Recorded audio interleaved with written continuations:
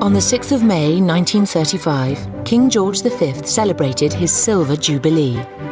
It was a momentous day for the grandson of Queen Victoria. Newsreel cameras and cheering crowds lined the procession route, and commemorative magazines devoted page after page to the royal couple, with their 4 sons, a daughter, and several grandchildren. But one face and one name was missing. John Charles Francis, the King's youngest son, had died 16 years earlier, aged just 13. He had suffered from epilepsy and was most likely autistic. Had Prince John lived, he would have been the present Queen's uncle, and yet at least one official version of the House of Windsor family tree does not include him, which has led many to believe that Prince John was an embarrassment the royal family wanted to hide. There's a strange ruthlessness about the House of Windsor, which there doesn't need to be, but for their own reasons, if they have somebody that they feel isn't up to scratch, they want to write them out of the history books. It happened in the case of Prince John. The moment that he died, we hear no more about him. Suddenly, the royal family is apparently, if you read the newspapers, a family with 5 children, not 6 children. And it's very easy to forget this poor child who died in his teenage years. The mystery of the lost prince has already been dramatised as the tragic story of a young boy stigmatised by his illness and hidden from public view. Oh no, not today. You don't run today. And a letter written by Prince John's eldest brother seems to confirm the very worst suspicions about how the family dealt with him. On hearing the news of John's death, Prince Edward wrote to his mistress, "I've told you all about that little brother, darling, and how he was an epileptic. He's been practically shut up for the last 2 years anyhow, so no one has ever seen him except the family, and then only once or twice a year.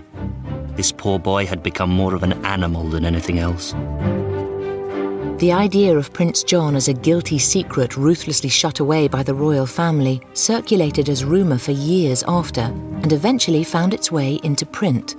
But now, almost 90 years after Prince John's death, we can tell another story, because according to one of the few people still alive who knew him, the reality was very different.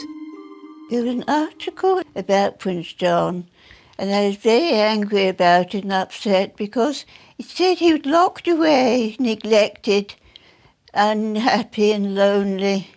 And it was so untrue because he was a happy little boy doing all sorts of things that he could do. With the help of this first-hand witness and accounts from others, as well as photographs that have never been seen before on television and letters written by Prince John himself, we can now refute many of the myths that have grown up about him in the years since his death.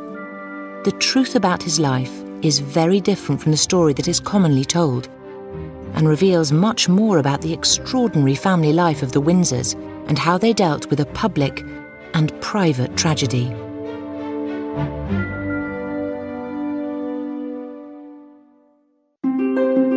For almost 80 years, Prince John was scarcely mentioned in histories of the royal family. But in 1998, the Independent newspaper reported a remarkable find that prompted a fresh investigation of his story.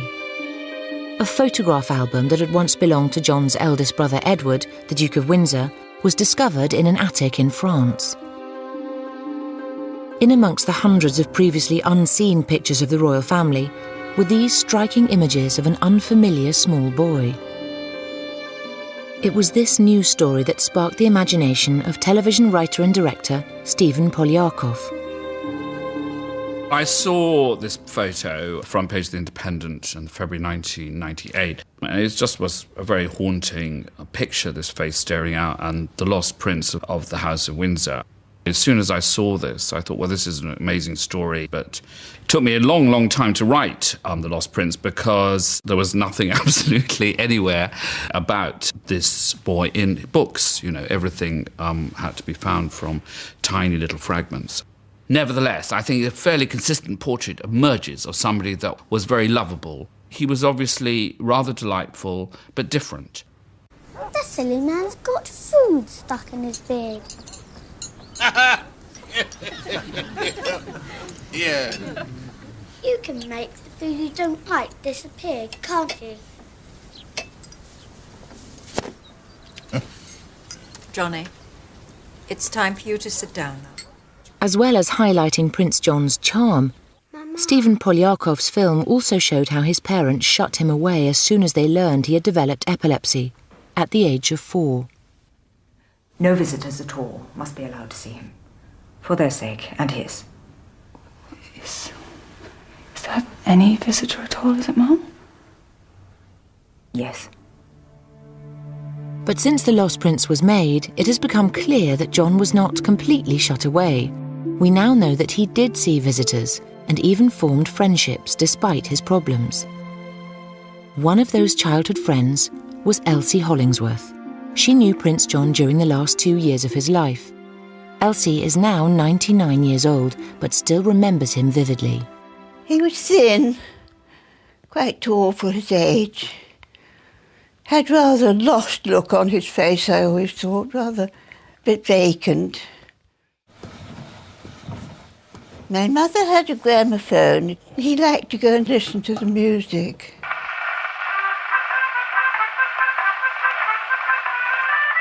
We didn't know what was wrong with him, we weren't told that, but we knew he wasn't well and we must take care of him. As a child, I didn't think it odd that Prince John didn't live with his parents because I had been told it was thought to be a help to him because he was often ill. Ironically, living away from his parents may have benefited more than just John's health. From what we know of the royal family at the time, it could be seen as more of a release than a banishment. Prince John was born on the 12th of July 1905. Typically, for a royal baby, it was his nanny rather than his mother who attended to him most closely. Above him in age were Prince George, Prince Henry, Princess Mary, his only sister, Prince Albert, the present Queen's father who would become King George VI, and Prince Edward, later Edward VIII. There were no signs in John's first years of the epilepsy that would eventually overcome him, but what was apparent was his irrepressible, mischievous nature. The great thing about John before the epilepsy really bit in was he was a very naughty boy. He was called the Imp, and he loved practical jokes. He put glue on door handles. He put pins on seats. He once famously referred to his father as ugly old man.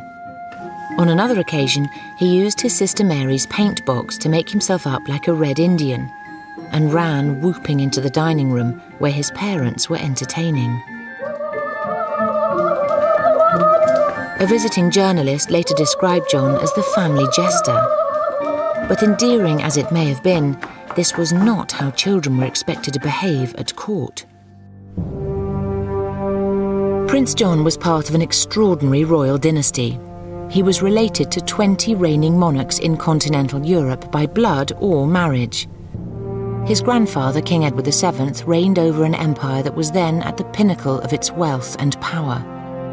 And yet, John and his siblings grew up in surprising austerity, in a domestic regime ruled over by their father, the future George V, a man who had firm ideas on how to bring up children.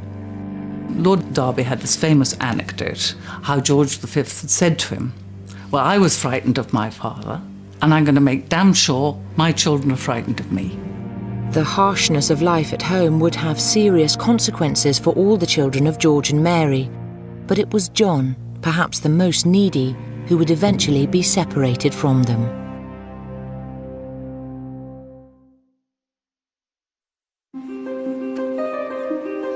The path of Prince John's life would be eventually determined by his epilepsy, which was first diagnosed when he was 4.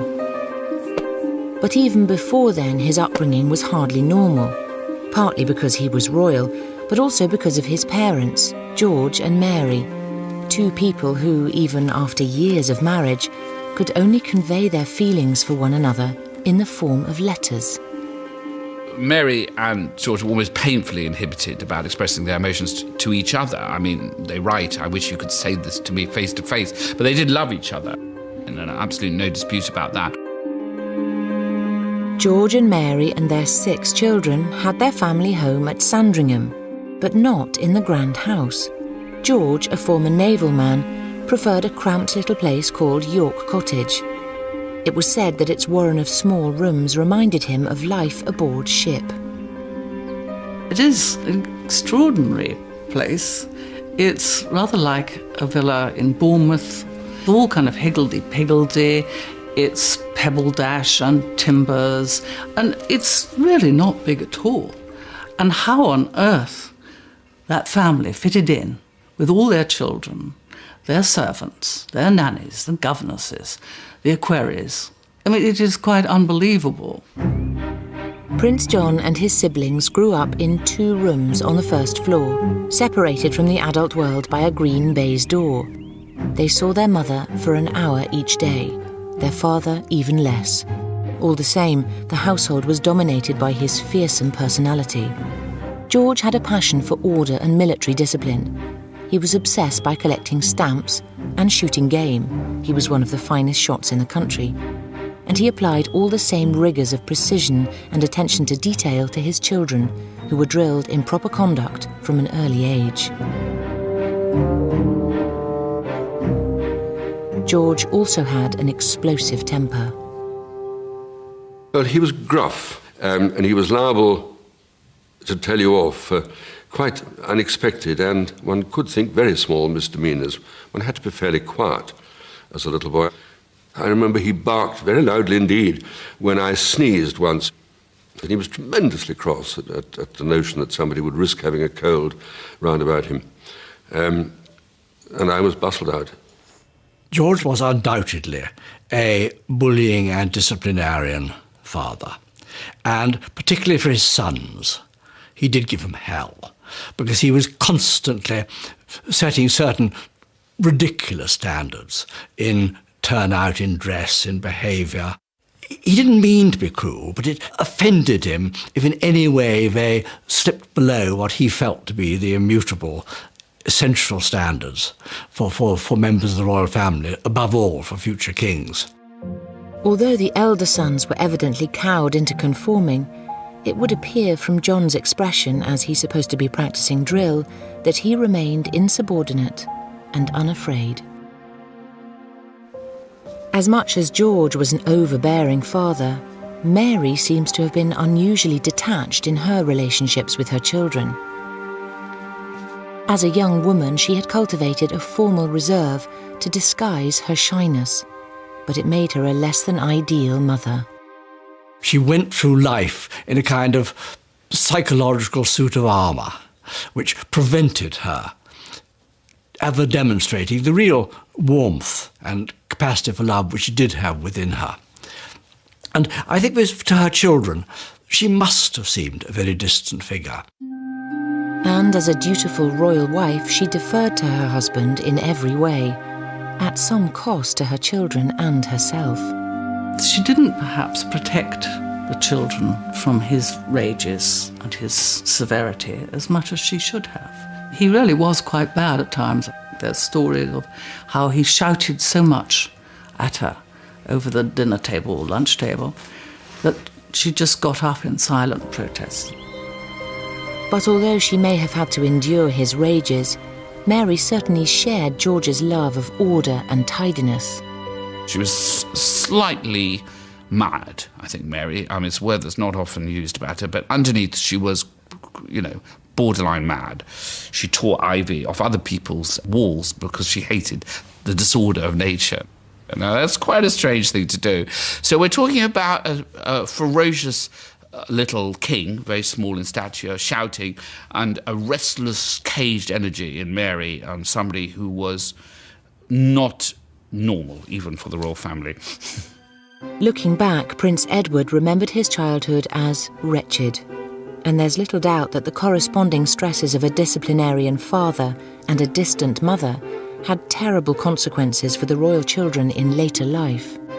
The Prince of Wales did have the most extravagant wish to be slim, almost, one might say, to the point of bulimia. He was haunted by this belief that he was getting fat for no possible reason. George's second son, Prince Albert, had to endure corrections to what were seen as his physical faults.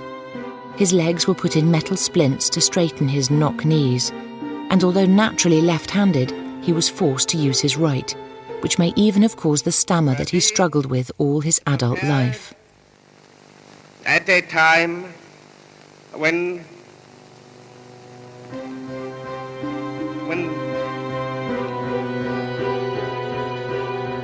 The Duke of Gloucester, next son down, was in the end a drunkard. Prince George, bisexual, drug addict, a man who loved many people, but somehow could never find his place in the order of things.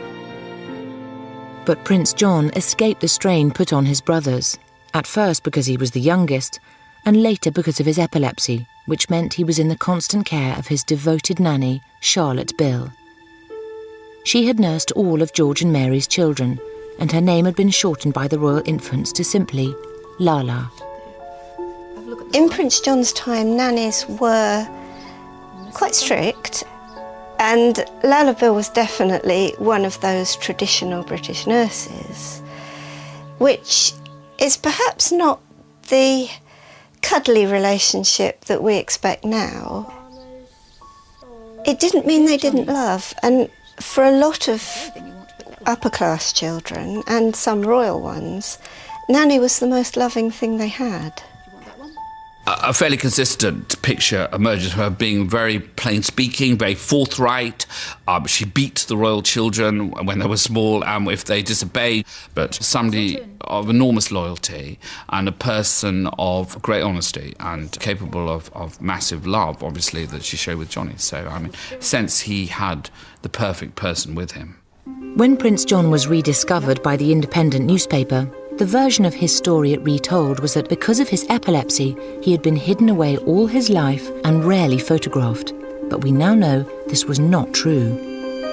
Prince John did not suffer from epilepsy in his early childhood, and far from being shut away, he was deliberately made visible by his father George, who was keen to present his children to the public as an ideal royal family. Prince John was as much of a public figure as any royal child. You can chronicle his life from a little tiny baby in a cradle right through until the year before he died in photographs, which were available to the public. And they would have been published in magazines. They were certainly published on picture postcards, which were very popular. As well as formal family portraits, there are even snapshots of Prince John out on a shopping trip, and newspaper accounts of the time describe him saluting soldiers and enjoying a Punch and Judy show. Seeing these pictures, no one could have guessed that Prince John began suffering epileptic seizures at the age of 4. The attacks continued for the rest of his life, becoming more frequent and more severe as he grew older. This film of patients with epilepsy was taken in the early 1900s. Epilepsy is a disorder of the brain. In the worst cases, it causes episodes of violent convulsions. Sufferers are unconscious during an attack. In Prince John's time, there was no effective treatment. The indignity these patients suffer as they are manhandled for the camera is also a sign of the lack of understanding that existed. We have to see epilepsy in the context of the age. In the end of the 1800s, early 1900s, epilepsy was stigmatized much more it is today. We still have some stigma, but it was much more at this time. Indeed, the word epileptic was used as a derogatory term. People were referred as feeble-minded, insane, imbeciles, and this was more or less used interchangeable with epilepsy. And yet, alarming as Prince John's diagnosis must have been for George and Mary, it was not an immediate cause for despair. This was not, in fact, the first instance of epilepsy in the family. George's uncle, Leopold, had been diagnosed with a mild form when he was 13, and although he had not been able to join the forces like his brothers, he had gone on to university at Oxford and had led a comparatively normal life. And it seems that George and Mary must have thought that John's life might not be so badly affected, because it was in the time after he was first diagnosed that he was at his most visible. When his grandfather, Edward VII, died in May 1910, Prince John watched the funeral procession in full view of the crowds from a platform outside Marlborough House. And with his father and mother, the new king and queen, he often found himself in the company of important guests where, to his father's frustration, he behaved with his customary impudence. The former American President Theodore Roosevelt witnessed one such incident. Toward the end of lunch, the children came in. The king was telling me about them in advance. They are all obedient except John. I don't understand it. Now you watch when he comes in. He will go straight for that cake. In came the children, and sure enough, John made a beeline for the cake. The king turned to me with an air of pride in the way the event had justified the prophecy. There, didn't I tell you so? Now listen to the way he answers me. John. What? Don't say what when I speak to you. Come here, turning to me. Didn't I tell you so? He's not obedient, and all the other children are so obedient. John had always had an untamable spirit, but it's clear from anecdotes like this that people were beginning to notice that he was different. Prince John, always described as a nice little boy by people who remembered him at Balmoral. The only thing that did strike them was that when they went for walks, he would be roped to his nurse, and the other children thought, sissy. Of course, no one outside the royal household knew Prince John was epileptic. That was kept secret until after his death. And it is possible that he suffered from other mental problems, although it has never been acknowledged. Epilepsy is not really a disease on its own right. It's what we call symptom complex. It's usually part and parcel of some damage to the brain. Epilepsy and learning disabilities, for instance, they often are associated. And it's fair to say that up to maybe 30% of people with epilepsy will have some form of learning disability. As much as Prince John seems to have been determined not to behave properly at times, it may be that he simply didn't understand he needed to. Elsie Hollingsworth, who knew John when he was a teenager, noticed something else about his behaviour. He seemed to enjoy simple, repetitive activities. Mother had a collecting box which said on it for the waifs and strays. And Prince John called it for the whales and strays. And he used to love to sit with a big pile of farthings and put them all in the box one at a time. And he loved doing these little things like that. Repetitive behaviour can also be a sign of autism. I think he was on what we would now say the autistic spectrum, and that he had semantic chromatic disorder, which is a form of language difficulty, which doesn't mean he can't understand what is being said, doesn't mean he's shut off from the world, doesn't mean that he isn't able to empathise with other people's emotions, which is all the things that normally associated with autism, a severe form of a certain form of autism. But he wasn't able to express his thoughts. He had a problem, almost like English was a foreign language to him, and that he was speaking it rather badly and writing it rather badly. This is one of the few surviving examples of Prince John's handwriting. It once belonged to his nanny, Lala. We can't be sure how old John was when he wrote this note, but there are clues elsewhere that his educational development began to suffer as he grew older, and that this, as much as his epilepsy, would have a profound effect on his future. In May 1912, Prince John's brother George was sent away to boarding school at Broadstairs. He was nearest in age to John and his closest sibling. At 7 years old, Prince John was left as the only son still at home and still in the care of his nanny. Then, the following summer, The Times published a statement from the palace which shows that John's parents now had serious doubts about his ability to lead a normal life. When the King and Queen visited Prince Henry and Prince George at Broadstairs a few days ago, a report was published, not in the Times, that their Majesties had arranged for their youngest son, Prince John, to attend next term the school at which his elder brothers had been studying there. It is officially stated that this is entirely inaccurate. It has not been decided that Prince John shall go to school at Broadstairs at all, and it is quite certain that he will not go there next term. The decision not to send John to school was a turning point. After 1913, the direction of his life began to turn away from a conventional royal upbringing towards a more uncertain future that would eventually see him sent away to live separately from the rest of his family. And one of the most significant factors in that fateful decision would be the unexpected and terrible events that began to unfold in Europe in the summer of 1914.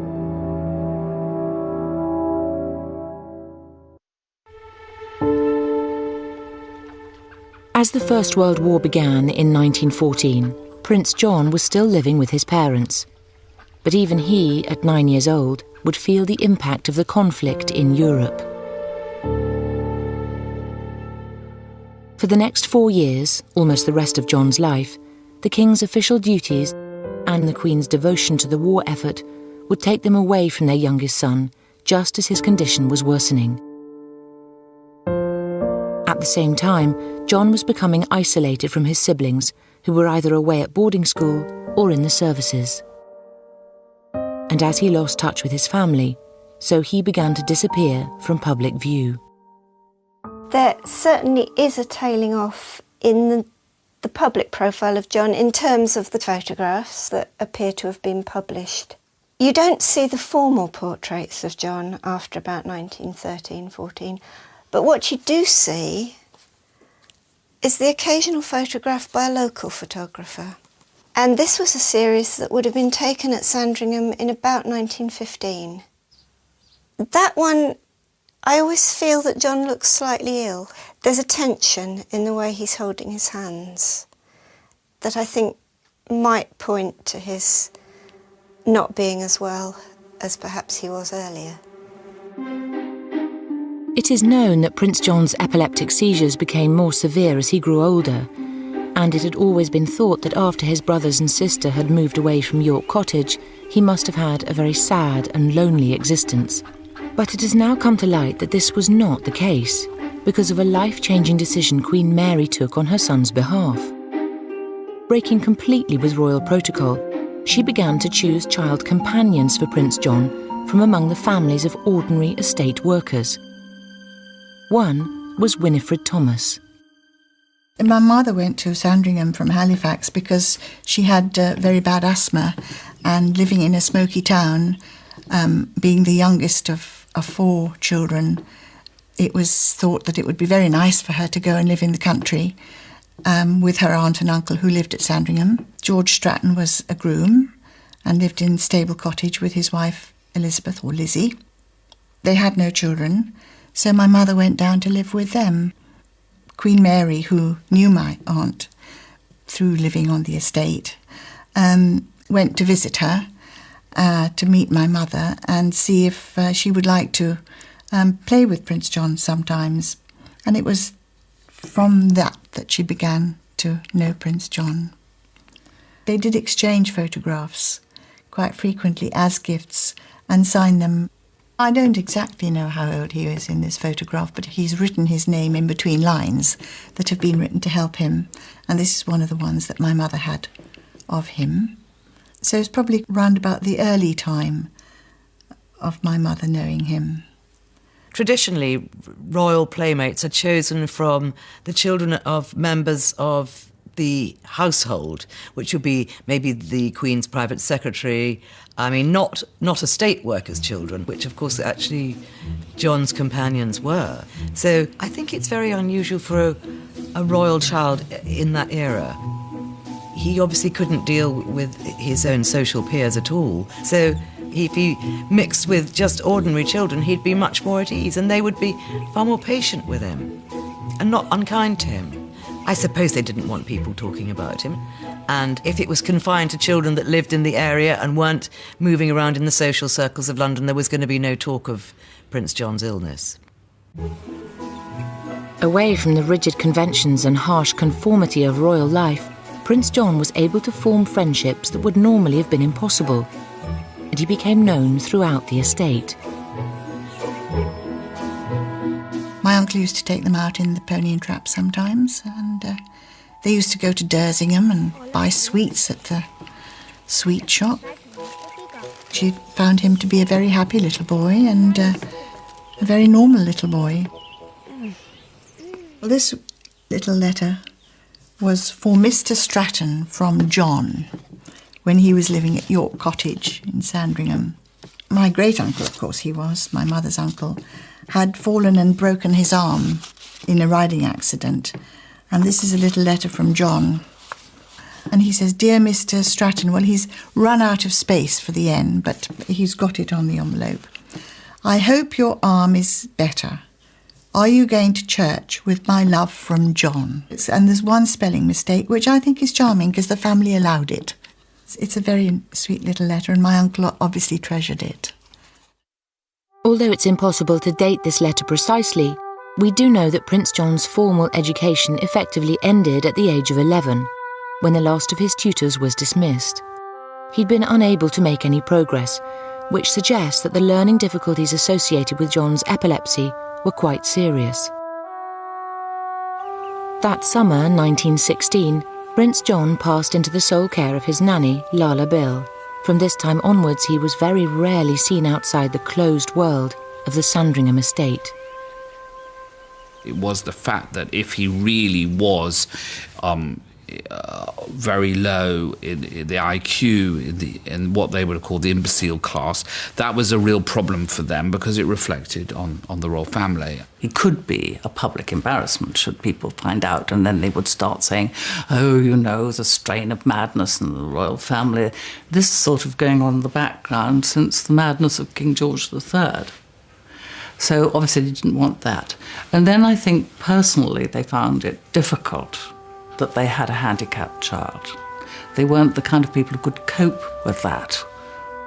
It would seem like a sort of slur on them somehow that this could happen. Having enthusiastically embraced the idea of his children as a very public royal family, there's little doubt that King George would have been especially concerned about the perception of his youngest son. King George V viewed illness as something which was inappropriate to a member of the royal family. I suspect that deep within himself, King George V felt that Prince John had failed some sort of royal test of stamina. He was letting down the family and must therefore be got out of the firing line and kept in comfortable, decent, cherished seclusion. And so, in January 1917, Prince John was sent with his nanny Lala Bill and a retinue of staff to live in the village of Wolferton. Wood Farm, his new home, is about 3 miles from York Cottage, but still within the Sandringham estate. The decision to send John to live separately is one of the most controversial moments in his story, and it has often been portrayed as a coldly callous act by his parents. They apparently thought that a more rural environment would be best for him, and certainly George and Mary were less unkind than some. What they wanted to do was do something better than most of the aristocratic families of Great Britain, who, if they had a dud child, which is what they call them, they would put them in a home. I mean, for example, the Queen Mother's family, 2 Bowes-Lyons girls were pushed into an asylum and declared dead. If you looked in Burke's Peerage, you would find that they were dead. In fact, they weren't dead, they were still alive. But families had this terrible idea that if there's something wrong with a child, you banish them. Although not institutionalised, Prince John did spend the last 2 years of his life almost exclusively at Wood Farm. But he was still making new friends, and it was at this time that he first met Elsie Hollingsworth. Her father was John's coachman.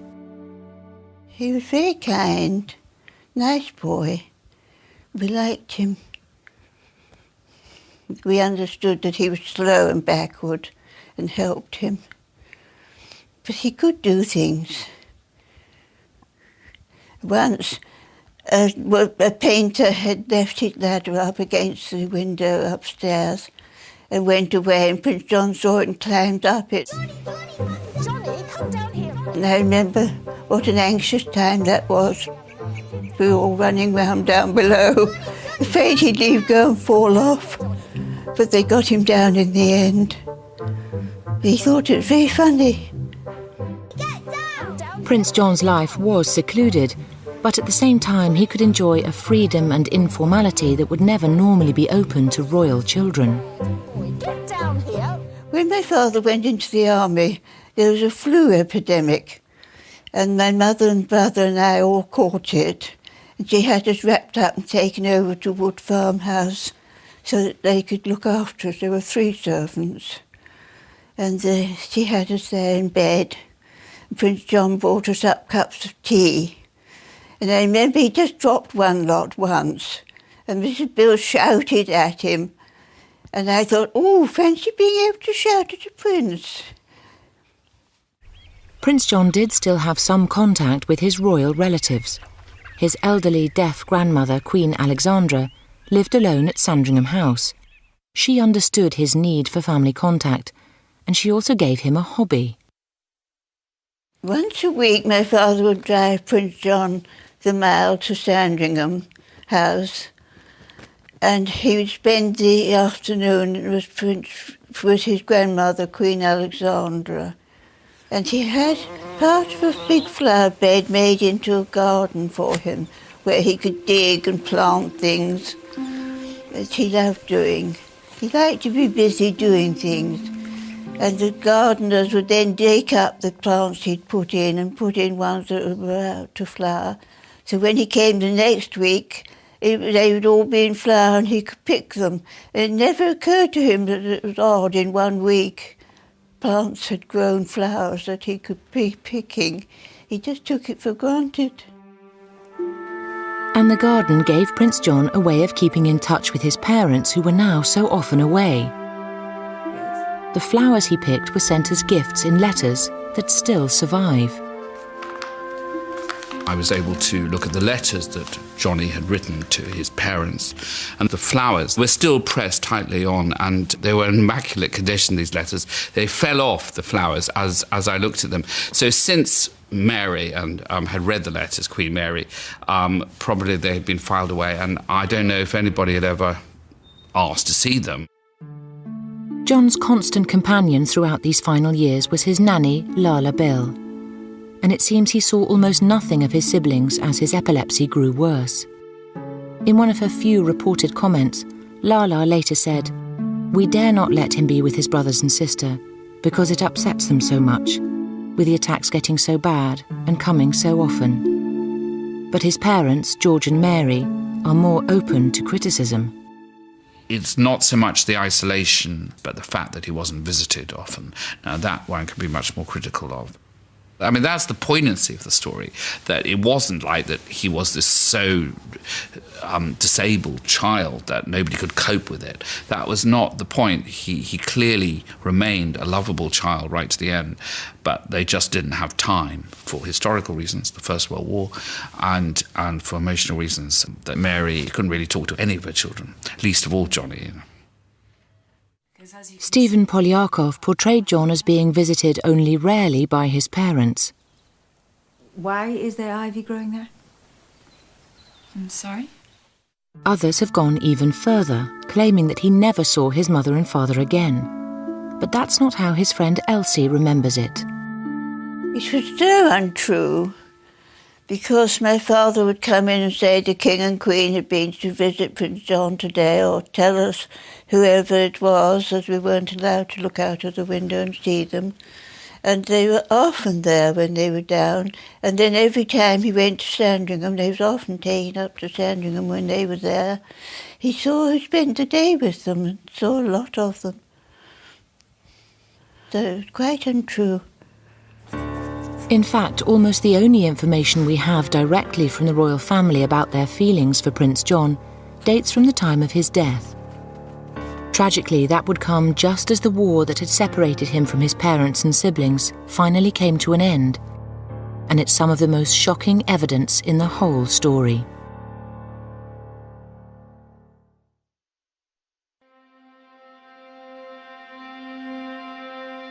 Christmas 1918 was an especially festive occasion after 4 years of war. Prince John always spent Christmas Day with his family at Sandringham, although he would be driven back to his own home, Wood Farm, at night. The doctors had previously told the King and Queen their diagnosis was that John would not survive into adulthood. But because epilepsy is so unpredictable, no one could have anticipated when his death might come. King George and Queen Mary were still at home on the estate when, on the afternoon of Saturday, January the 18th, 1919, Prince John died suddenly after a final, massive epileptic seizure.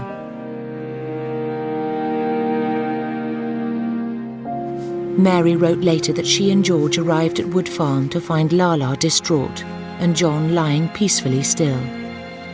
For him, she told a friend, it was a great release, and he had been spared much suffering.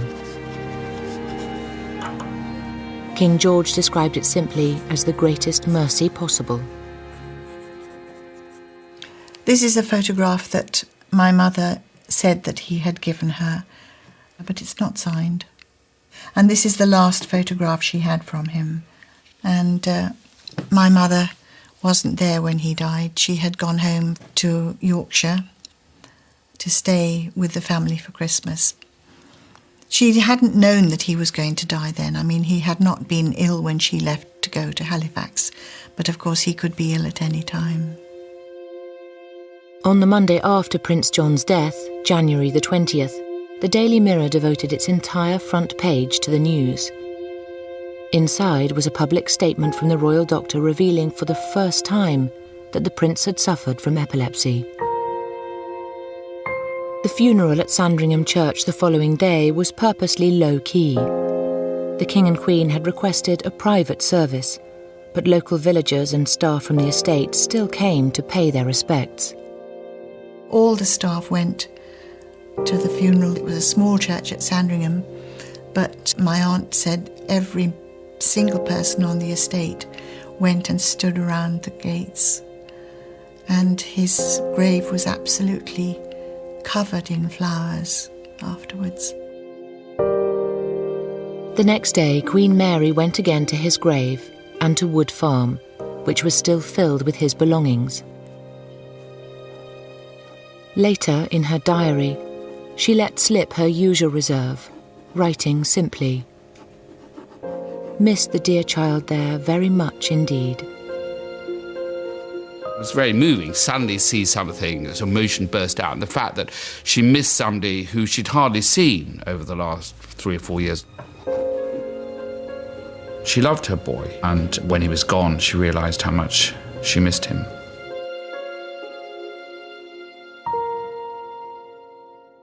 It was rumoured for many years after Prince John's death that the royal family regarded him as a shameful embarrassment because of his epilepsy and apparent learning difficulties. But it was not until 1996 and the discovery of a series of letters written by Prince Edward that there was any firm evidence. On the 20th of January 1919, 2 days after Prince John's death, Edward wrote to his mistress, "I've told you all about that little brother, darling, and how he was an epileptic and might have gone west any day. He's been practically shut up for the last 2 years anyhow, so no one's ever seen him except the family, and then only once or twice a year. And his death is the greatest relief imaginable, and what we've all silently prayed for. But to be plunged into mourning for this is the limit just as the war is over, which cuts parties, etc. right out. No one would be more cut up if any of my other 3 brothers were to die than I should be, but this poor boy had become more of an animal than anything else." It was a shocking revelation, but how much did it reflect the feelings of the rest of John's family, in particular his parents? The best clue is in another letter from Edward, this time to Queen Mary, which has never actually been seen. The Prince of Wales wrote to his mother a letter which does not survive, but which must have been of daunting insensitivity. It completely failed to take into account the fact that this was a mother who had lost a son and who was deeply grieving it. Although we don't know the content of the letter, we do know that Queen Mary's reaction forced Edward to write again, apologising for having been so cold-hearted. Edward's callousness remained a private matter for many years, but the idea of a secret weakness in the royal family took hold in the public imagination 17 years later, when John's brother Albert was about to be crowned as King George VI, and sinister gossip began to circulate. And certainly when George VI was facing his coronation, rumours were quite strong that he wouldn't be able to carry it through because he was subject to falling fits. Now, I don't think he ever was. I think that this was some part confabulating, really, Prince John's epilepsy. So the rumour was there, the knowledge was around. But in fact, historically, much of the knowledge about Prince John has been based on hearsay and rumour precisely because so few details of his life and his problems have ever been disclosed. And that may be a sign of the true attitude within the Windsor family to the kinds of difficulties he suffered from. I think the royal family have a problem of dealing with anything that's out of the ordinary. For instance, Princess Diana's bulimia. They didn't know what it was, they didn't understand it, they'd never even heard of postnatal depression. Even Princess Margaret's illness. I think the Queen was very upset when there was a photograph of Princess Margaret sitting in her wheelchair on the Queen Mother's birthday and felt she shouldn't have been there, shouldn't have been seen, because that's the way it was always done. And I think there is a certain amount of head in the sand stuff. And if you don't think about it or talk about it, it'll go away. But in Prince John's case, the absence of information in all the years since his death has only encouraged sceptical journalists and historians to imagine the very worst, and John's story has taken on a life of its own. The ways in which Prince John has been remembered after his death have developed, well, they have taken some quite bizarre turns and some very cruel ones. There's one theory which says he was a sort of monster, he was too big for his age. Anyone who looks at a photograph will know that that's simply not true, but it's still repeated. One book describes how he had long hair because it couldn't be cut and his fingernails couldn't be cut. And again, this is just ludicrous. Ultimately, Prince John has become an object of fascination because he seems to represent a dark, disturbing secret in the midst of the House of Windsor. Whether his life was an embarrassment written out of history by an anxious royal family, or a private sadness that was quietly allowed to fade from public memory, the result has been the same. He has become a semi-fictionalized figure whose life is usually portrayed either as tragedy or conspiracy. The person who was closest to him throughout his life was his nanny, Lala Bill. She remained faithfully loyal to the royal family and disclosed very little. She died in 1964 at the age of 89. Lala never married or had any children of her own, but she clearly cherished her own memories of the young prince. Until the end of her life, she kept a large photograph of him hanging over the mantelpiece. She also had a short handwritten note. It read simply, "Nanny, I love you. Johnny."